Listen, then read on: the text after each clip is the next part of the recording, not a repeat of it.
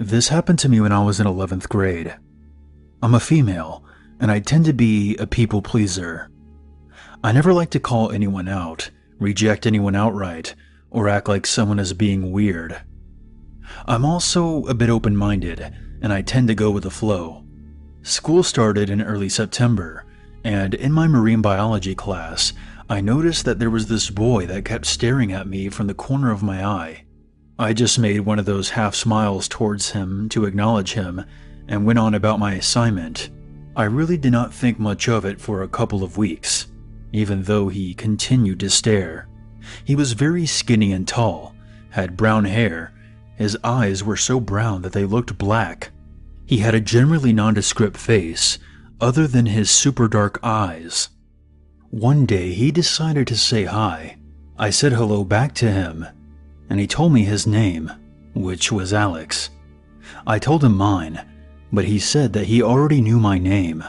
That wasn't a surprise, as I have rather large handwriting, and he could have easily watched me write my name down on one of my papers.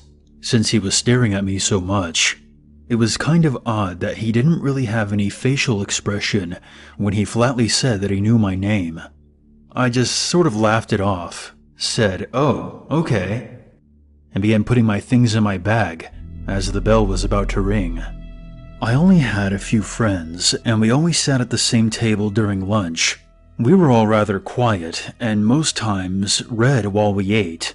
That means I usually don't look around the lunchroom, as I have my eyes in my book. This day my friend finished her novel, so I decided to put mine away and just talk. I immediately noticed Alex staring inside at us from the courtyard tables. He never seemed to be embarrassed that I noticed him. I showed him to my friend and told her about my class with him. She found it to be super creepy, but I said he's probably harmless and was just socially awkward. I arrived in marine biology a little early later that day, and so it was just myself, Alex, and one other girl for about 10 minutes. I did that half smile at Alex, and then decided to break out my book and start reading again. He had his hands folded over his mouth and was staring again. This time, it just felt awkward, because we were basically alone now. I glanced over at him and kind of raised my eyebrows, as if to say, "Yes?" He looked me up and down very slowly, and I asked him if he was okay. He said yes, and that he was just inside of his head, thinking, "Okay, whatever, that's fine." The next day at lunch, there was a little piece of paper on the table that we sat at. It had my name on the front. Not just my first name, my first and middle name. I opened it, and it said something like, "I wonder what your asshole would look like with a PVC pipe shoved up it." What the fuck? I looked around. I didn't see Alex, but I immediately knew it was him. I was very scared to come to class later that day, but he wasn't there. I felt a lot better about not seeing him. The note itself was gross and embarrassing. I didn't want to show any administrators because of that, so I just threw it out. I went to the bus area at the end of the day, like usual, but this time, I noticed Alex leaning on one of the pillars with his backpack on one shoulder. I literally felt chills down my spine when I noticed a white PVC pipe poking out of the top of his backpack through the zippers. I didn't give him any reaction to my knowledge, even though I'm sure he had watched me read the note. The next morning, I made an appointment with a counselor and had my class changed. She was very reluctant to do that for me, because we were already in the school year well over a month and a half, but I think since I have a history of good grades and behavior, she helped me out. I spent the rest of the year avidly avoiding him. He kept staring at me at lunchtime, and one time he took photos of me at the bus area without my consent. Even though it was against school policy, I got some pepper spray for when I get off at my bus stop.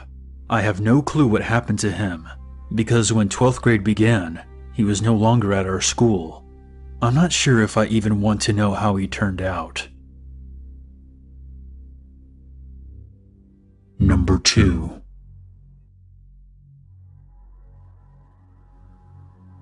So when I was a senior in high school, this would have been around 2007, I was out of the blue contacted one day by this random guy on MySpace. I vaguely recognized him, but I didn't know him. He told me that he knew me from school, and that I had tutored him in math a couple of times. This should have been my first red flag that something was off. I hate math, and I've never tutored anyone on that topic. I told him that he was mistaken, but I tried to be nice to him and we struck up a friendly conversation. Soon, the guy, Brian, started talking to me at school. It started off pretty innocently. He was giving me more attention than I wanted from him, but I was kind of flattered by it, and I didn't really think much of it at the time. He was a couple of years younger than me, and I figured he had developed a crush on me primarily because we're both kind of odd compared to the other kids at our high school. It was a very small school. My graduating class was only about 40 people, and he and I were two of a very small number of alternative kids there. He was emo, while I tended to be more of the punk variety. Both of us loved My Chemical Romance. I figured he was into me because there weren't many other girls there with similar interests. Before long, he started waiting for me at my locker every day, between every class. He started following me around before school and during lunch. He started coming to my performances. I was in drama and choir. I tried to be polite, but started avoiding him. The situation continued to escalate to the point where he was sexually harassing me every chance I failed to avoid him. If he was waiting for me at my locker, he would say sexually explicit things to me, tell me what he wanted to do to me, and would also tell me that when he was having sex with his girlfriend, that he wished she was me. At homecoming, he left his girlfriend waiting awkwardly while he came to me and told me that he really wanted all of us to have a threesome. Luckily, my girlfriends were with me and came over as soon as they noticed him talking to me, which made him scurry away. As quickly as it started, it was over. One day he stopped showing up at school. I was relieved but curious. After about a month of him being gone, my friend mentioned him in front of my dad, who was also the principal of my high school. My dad asked me about what happened, and I ended up telling him the whole story. He seemed really troubled. I asked him what was wrong, and he told me why Brian was absent from school recently. Apparently, not long after homecoming, Brian had strapped some fireworks to a cat and set them off. The cat exploded, and Brian laughed. He got caught and was sent to jail, and then was committed to a psychiatric facility by his parents after he was released. I don't know what happened to him after that. I'm thinking I dodged a bullet though, because he turned out to be even crazier than I thought he was.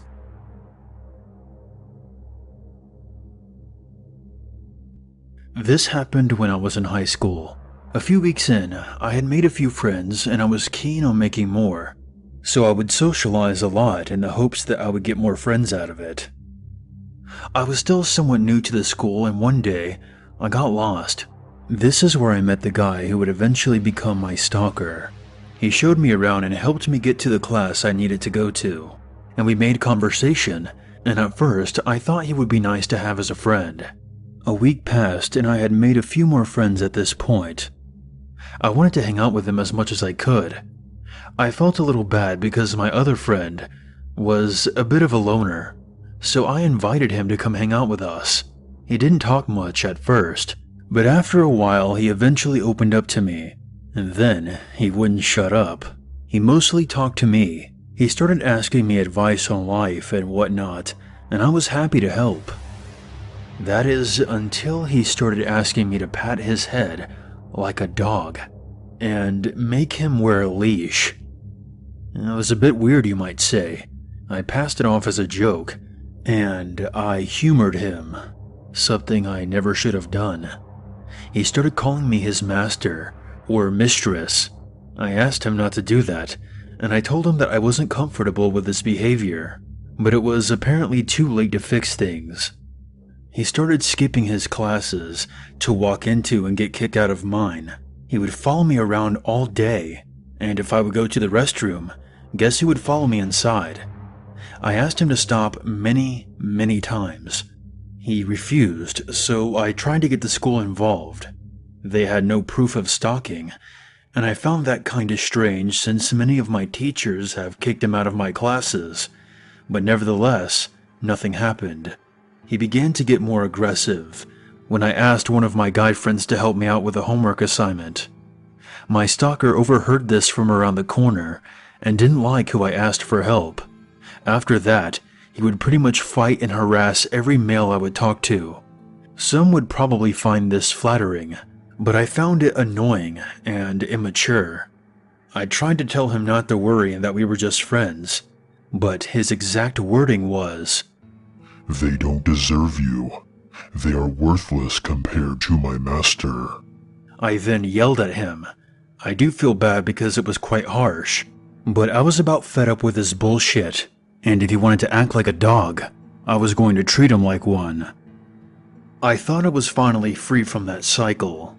He finally stopped following me around, until one day I found this letter in my locker. In this letter, my stalker gave his disgust for males and his hate for himself, and that he must be evil for his master to treat him this way, and that I must be taught not to shun pets. It was a few pages long, and it was very disturbing. In fact, it was the most terrifying thing I had ever read, especially when I got done reading it and looked up and saw him staring at me from down the hall. He came up to me and opened his phone and started showing me pictures of a cartoon character who had a similar appearance to me, with the same brown eyes and curly hair. Then, he tried to hand me a leash and asked me to walk him around. At that point, I ran away, up to the office, letter in hand. The principal finally had the proof he needed and agreed to step in. The cops got involved, and soon after, a restraining order was put in place. He was expelled and wasn't allowed within 50 feet of me.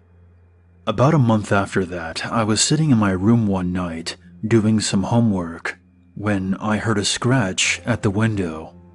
I looked over, and then froze in pure terror. My stalker was standing just outside my bedroom window. He had a collar around his neck, and a leash was dangling down from it. He was intensely glaring at me through the glass. His face then crooked into a disgusting grin, before licking the surface of the window and ran off. I flipped out and woke my parents, who called the police. When the cops showed up, I told them who it was and what he did. They collected the evidence from my window and arrested my stalker for breaking the restraining order. Thankfully, I moved out of that town a month later, and I never heard from my stalker again. I still have nightmares about this to this day. Being stalked was not romantic or fun. It was terrifying, bone-shaking, and nerve-wracking, and the worst thing I have ever gone through. But I do hope that he got those issues worked out. This goes back to when I was 15 and a sophomore in high school.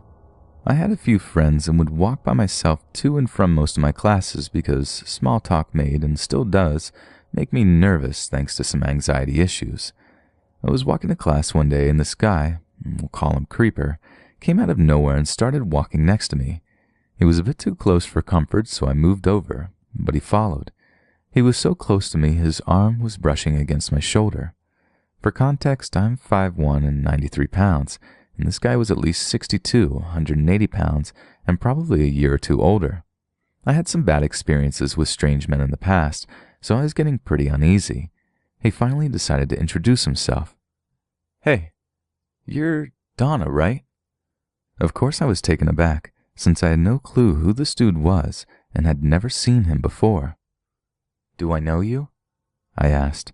What he said next gave me chills and still creeps me out to this day.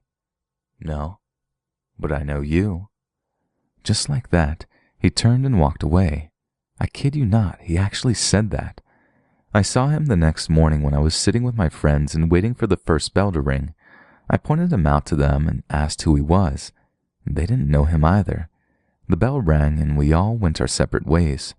I stuck my headphones in my ears and turned on some music for the walk to first period. I felt an arm brushing against my shoulder. I looked out of the corner of my eye and saw the creeper there, staring at me with this weird grin.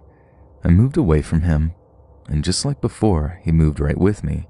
He pulled my headphones off and started asking me for my number.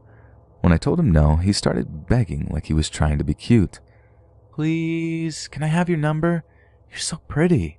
I just want to be able to call you." I said nothing. Then he started asking me if I had a boyfriend and if that was why I wouldn't talk to him. I got to my class and hurried in, and he stood by the door staring and grinning for a few seconds before he left. This went on for several weeks. He started turning up everywhere I went. I would even take detours to try and throw him off, but he eventually picked up on those as well. Every day he would ask if I had a boyfriend and if I would just give him my number. After telling him no multiple times, I eventually gave up and just started giving him the cold shoulder. One afternoon, I was walking to the bus parking lot to catch my ride home. Suddenly, my headphones were tugged out of my ears, and lo and behold, there's Creeper. "You never gave me your number," he whined. I put my earbuds back in only to have them yanked out again. "Why won't you give me your number? Come on, haven't I been nice to you?" I hopped on my bus and thanked the gods he didn't follow. That night, I got a text message from an unknown number. It said, "Hey," with a winky face. I asked who it is, and soon after get the reply that it's Creeper, and he asked if I was a virgin. Now I'm sitting here thinking, how did he get my cell phone number? I did have a Facebook and a MySpace, but neither one of them had my email or phone number visible to anyone but my friends. The next morning I called the phone company and asked them to block his number so he couldn't contact me. The next day I was walking between the two buildings of the high school on my way to a midday class, and he shows up again. "Why aren't you answering your phone? Why won't you message me back?" I told him I couldn't talk because I was going to be late for class and walked faster. He got up and raised his voice a bit. "Why won't you answer my calls? I want you to be my girlfriend." I ignored him, and I guess he was tired of that because he got really angry. He ran up behind me and grabbed the handle of my backpack and the hood of my jacket with the same hand and yanked me backwards. I reached forward and grabbed the handle of the heavy metal door of the next building. I was screaming at him at this point. "Let me go! Just leave me alone, okay?" He was still trying to pull me behind the building, and I was about to lose my grip on the door handle when I guess he realized that I'd created a scene. He let go and nervously said something along the lines that he was just playing and to stop being so serious. After that, he would try to message me on Facebook once in a while, but I blocked him there too. Thankfully, I haven't heard from him since.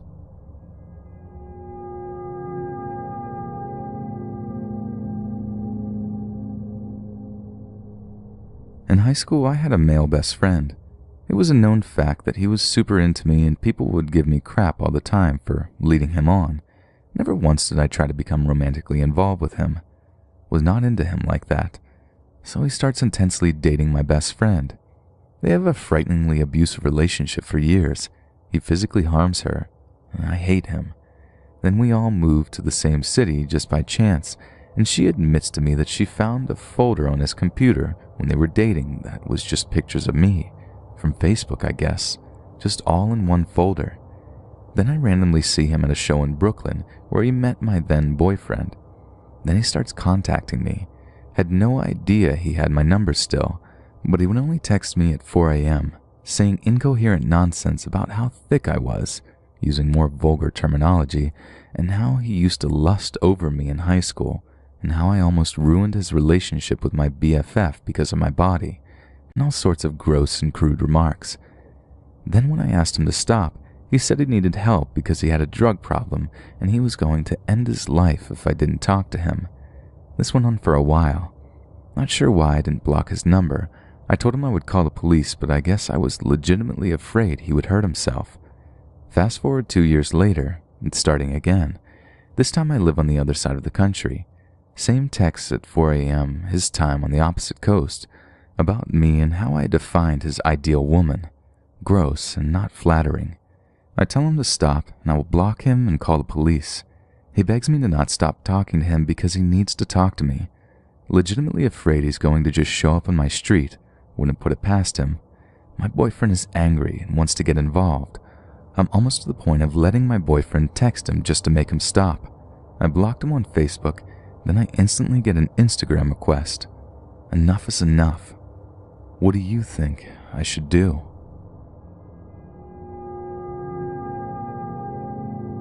I've never had the best of luck with guys. I appear to have poor taste when it comes to dating. After separating for good from my kid's father after 5 years, I was ready to just be myself. About 3 months of being a single mother, my neighbor approached me stating that a friend of his, Steve, would like to meet me. It didn't take long before he charmed his way into my life. The first 6 months were amazing, but he began to drink more and more, and each time he would get extremely agitated. He would start fights with random people, and even some of our friends. Slowly, our friends would stop coming around, knowing how Steve got when he drank. This, however, did not stop him from drinking. But now all the anger was aimed at me.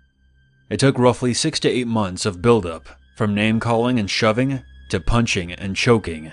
Suddenly, this became a very abusive relationship. One time, I escaped out of the bathroom window. He later found me by beating up a friend of mine until he told him where I was. Steve began stripping all of my clothes off in a drunken rage while laughing at me and challenging me to go ahead and try to escape while I was naked. The last night of abuse was by far the worst. Before Steve started drinking that night, I told him that my son, 3 years old, was not feeling very well, and I was going to stay with him as he fell asleep. My plan was to spend the night with my son. At around 2:30 in the morning, I heard the bedroom door open. I lied there pretending to be asleep. Several seconds went by. I held my breath as tears began to form in my eyes. When I suddenly felt his hand on top of my head, he grabbed my hair and yanked me out of bed, whispering in my ear, "I know you're avoiding me."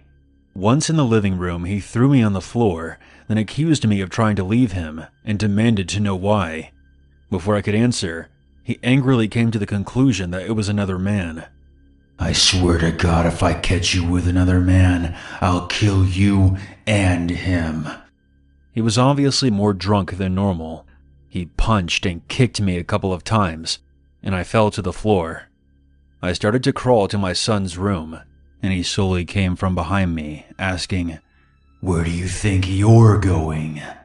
He then walked in front of me, kneeled down, and said, "You stay right there or I'm gonna hurt you real bad." He then sat on the couch and watched me as I sobbed on the floor. After about 30 minutes, it appeared that he passed out on the couch. I decided that this was my chance to escape. I put on an oversized shirt, picked up my son, and slowly crept by him. He suddenly woke up and grabbed my leg and said, "Where are you going?" I stammered out that I was going into the kitchen with my son to get him a drink. He then angrily replied, "Hurry up." As soon as I entered the kitchen, I ran out of the front door with no pants on, no shoes, and no purse. I carried my son all the way to the police station, which was thankfully only a few blocks away. After hours, the way the police station is set up is that you go into a room and press a button and talk to someone on the intercom. I ran in and put my back to the wall and pushed the button behind me as I slowly slid down into a sitting position while holding on to my son, waiting for Steve to burst through the door at any second. I remembered thinking if I was going to be beaten, at least it would be on camera. On the speaker I heard, "How can I help you?" All I could do was cry. I couldn't even get a word out of my mouth. I didn't know how to explain. 2 officers came out to assist me. A female officer took my son and got him some food, and I went with the male officer to make a report, and he gave me a blanket. After 15 minutes, I heard Steve screaming my name as they brought him down the hallway. I held my breath as if he knew I was behind the door. 30 minutes later, an officer came back with a sergeant. At first, I thought they were going to tell me to go back home and gather my belongings while Steve was being held in custody, Instead, they asked me more questions about his anger issues and if there had been any previous fights. I explained to them Steve's alcohol problem and how he had become increasingly more abusive. They then showed me a list in Steve's handwriting detailing how he would dismember my body in a good spot where I would be buried without being found. He also had possible dates written down, with past dates crossed out. I couldn't breathe when I read this, and by this point tears were streaming down my face. I looked at the cop and asked, "What does this mean?" He looked back at me and said, "It means you're lucky." Steve was charged with attempted murder, kidnapping, and assault.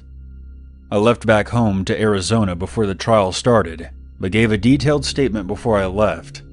Steve, of course, pled not guilty, but in the end, he received 2 years in prison. Just before I left for Arizona, I received a letter from Steve. It simply read, "It's not over. You'll always be mine."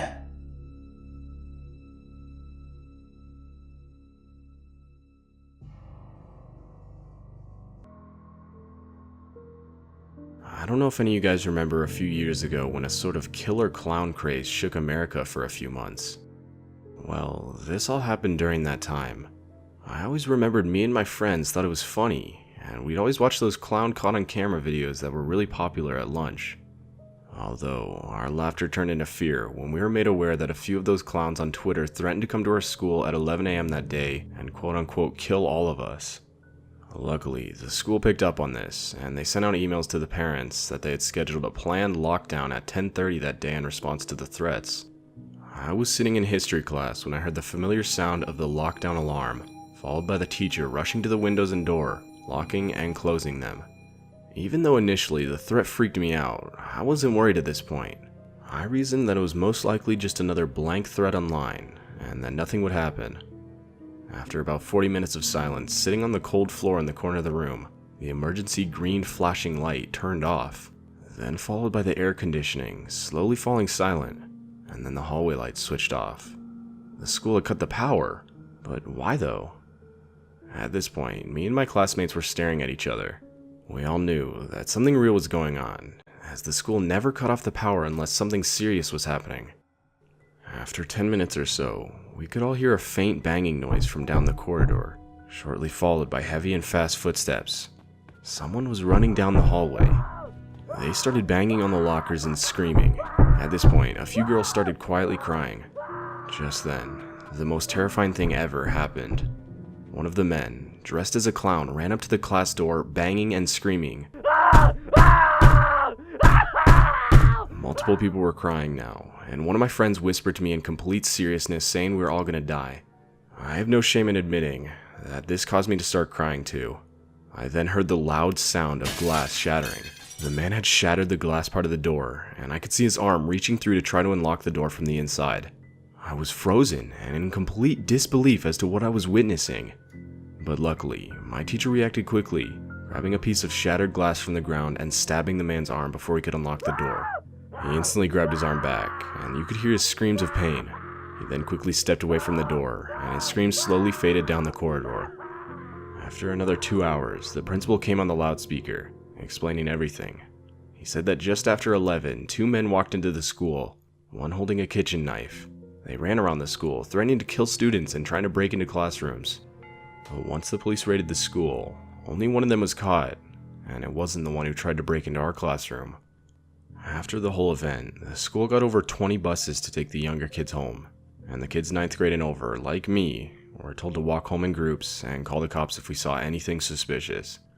I had a hard week at school after that experience. I was always thinking that the men would return, this time with a gun or something, but nothing happened. This, nonetheless, will be scarred into my mind forever. Ever since the lockdown, the school has hired a few more on-campus police officers, and they've installed some auto-locking features on doors and windows. This has made me feel a little bit better in school, but this isn't just an experience you can simply forget about.